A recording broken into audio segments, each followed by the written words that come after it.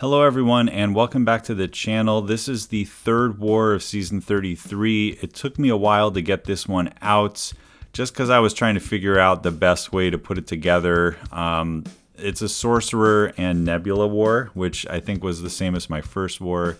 I do take my first boss here.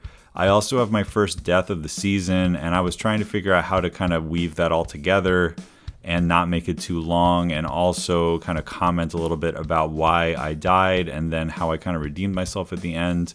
We're going up against GT40, who are the reigning champions of Alliance War for the past 3 seasons.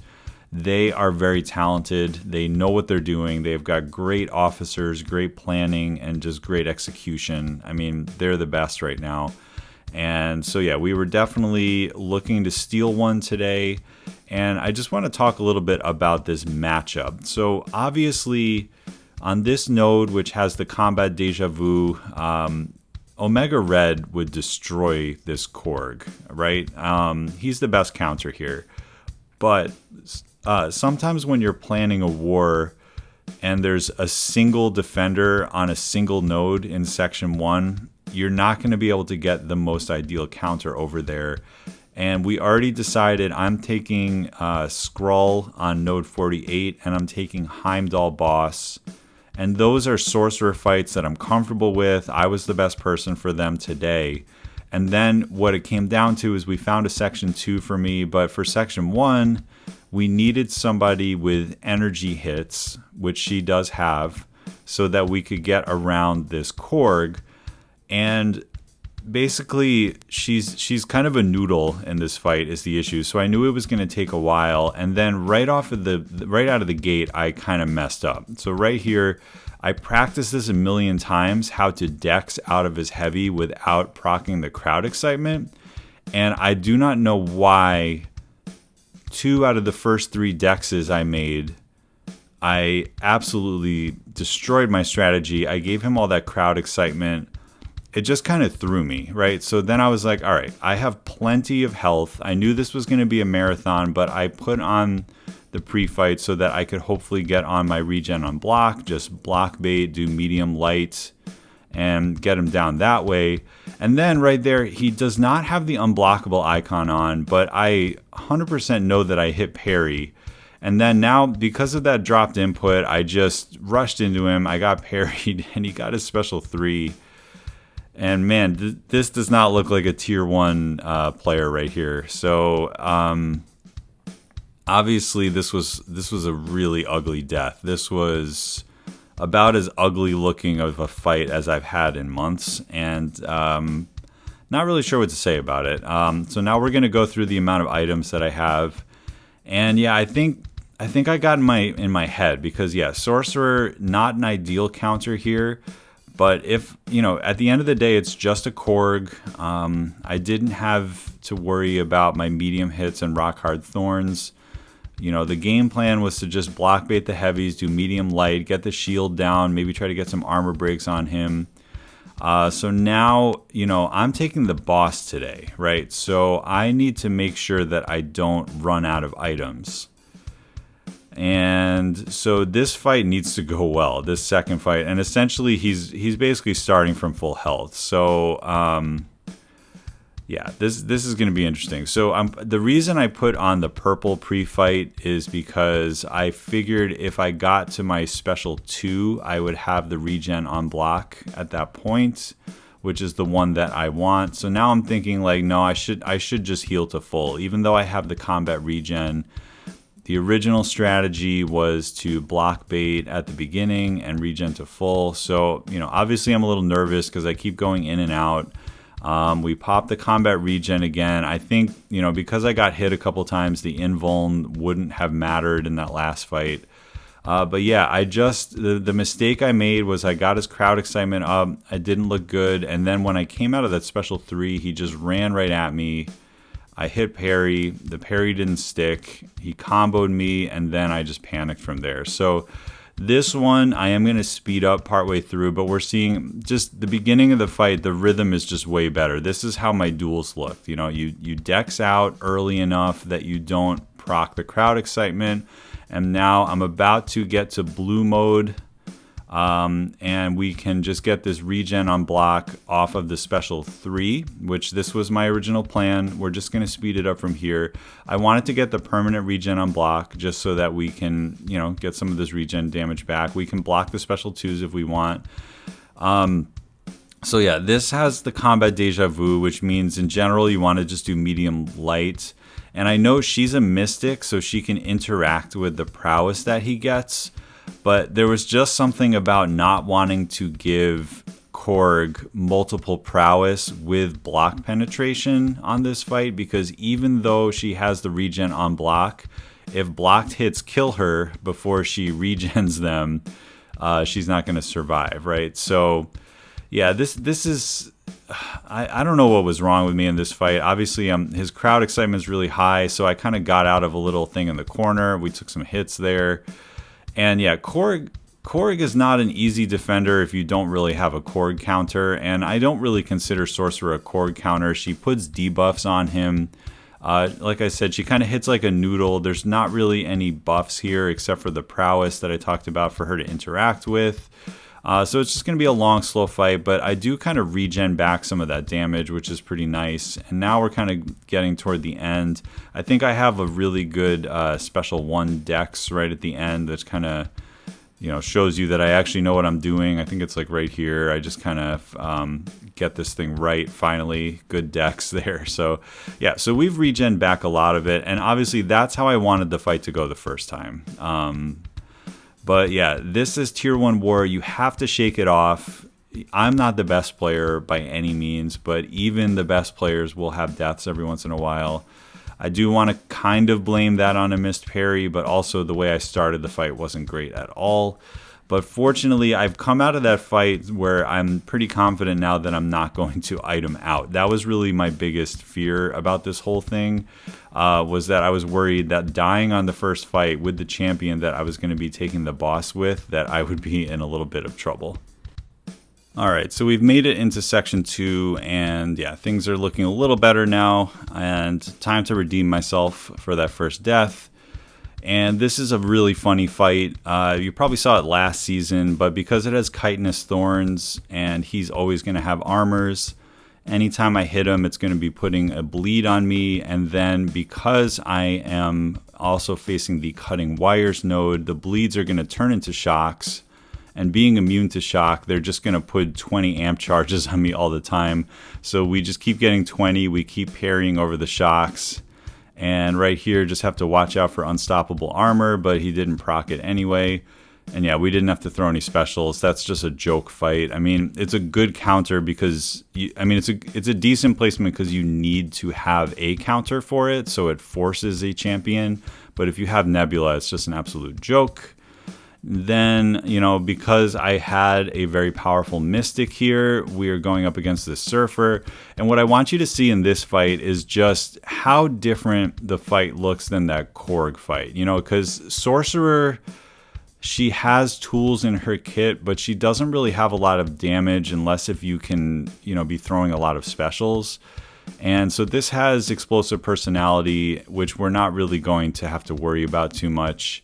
But we're just going to see how, having these armor breaks, having the nullification aura, mystic dispersion, class advantage, how much smoother this fight looks versus that Korg.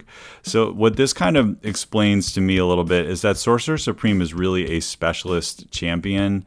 And, the Korg was a doable fight for sure, but it required a lot more patience, a lot more finesse. But in a fight like this, I'm just always going to have power. The fight is completely in control. Here we go, another special 2. We're just stacking the armor breaks, just knocking him down, baiting his special 1s. This is a rank 4, but just, again, look at the difference of Sorcerer Supreme in a matchup where she excels versus one where she can technically counter it, but there's nothing about her kit that makes it more advantageous. So that to me is why champs like Clairvoyant and Doom are just so much superior to Sorcerer. But you'll see later in this war that when she does work, she's just an absolute monster. Now, this war has already been enough drama, right? But This fight also goes kind of weird. I didn't die in it, but if you've watched my videos before, I've said like, hey, there's two rules when you are fighting Nebula versus Nimrod here. And, the first rule is get over 2 bars of power before you transfer the shocks over. The second rule is you have to watch the timers because he's got his protocol timer and he's got his unstoppable armor timer. Both of them are going to give him an armor up, which has a 30% chance to give a passive unstoppable. And if you're in the middle of your special 2, when you try to get those over, you're going to be in trouble. So now this is the first time in a while I've taken this without Proxima, and there's something about the way the 2 timers phase with one another because one of them is a little bit shorter. So essentially the longer the fight goes on, the more out of phase those 2 ticking timers are going to be with each other. Like right now they're sort of in phase, but the one on the right is moving faster and faster. And what we're going to see happen is I think that I time it in a safe place because I'm looking at the timer on the right. But right here, the timer on the left, it's exactly what I said never do. And I just did it. So we weren't able to finish him off there. But fortunately, we only have 1 charge of the power suppression on us. We were able to survive that combo even though he was unstoppable. And now that we're over 5 amp charges again, we've at least shut off Buffet, and we've at least shut off Strike Counter for the rest of the match. Nebula still has enough health that I can maybe make one more mistake and be okay, but obviously this is not going the way that I want it. And now if you look, those 2 timers are basically completely out of phase with each other. So this is something that I hadn't experienced before because normally I was able to set it up nice and quick and then just get it over. So looking at this fight again, I think it would have been smart to go all the way to the special 3 because that would have kept the node completely off and then we would be putting the shocks off of the special 3. But right here, I'm looking again, I'm trying to get, the timers are so out of phase that I really should not be throwing this here. And I basically made the same mistake again, but that time it paid off because, I didn't get unlucky twice with the proccing of the unstoppable. So yeah, just something about this war. I don't know, maybe I was tired, wasn't as focused as usual. So yeah, going into these last 2 fights, I knew that these ones, if I made the same kind of mistakes that I've been making, would go completely south. So I'm running... Just first of all, notice that when I'm running Sorcerer, I am mostly using these power back boosts. It does really help her damage.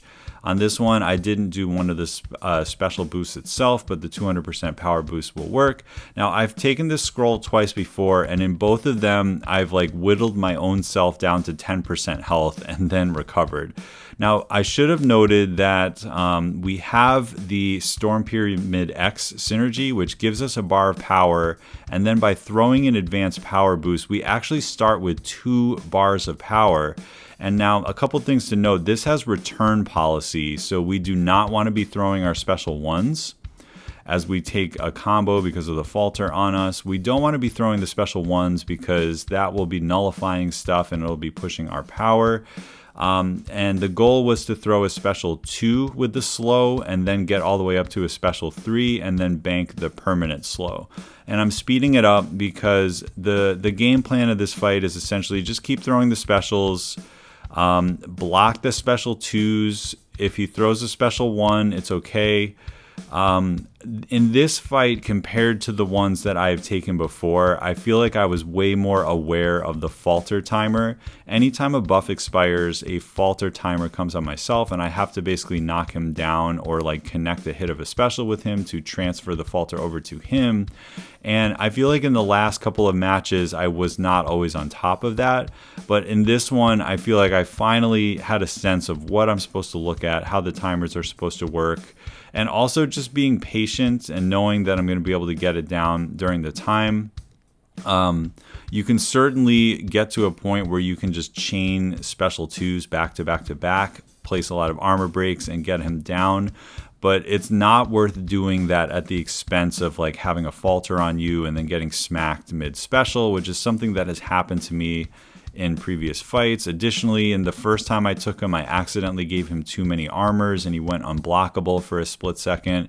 But I do think if you know what to look for, and you know how to like watch all the icons and all the things that are going on in the fight, Sorcerer Supreme is a very safe counter here. She's always going to be gaining power. She's going to have the natural slow debuff up for the entire fight.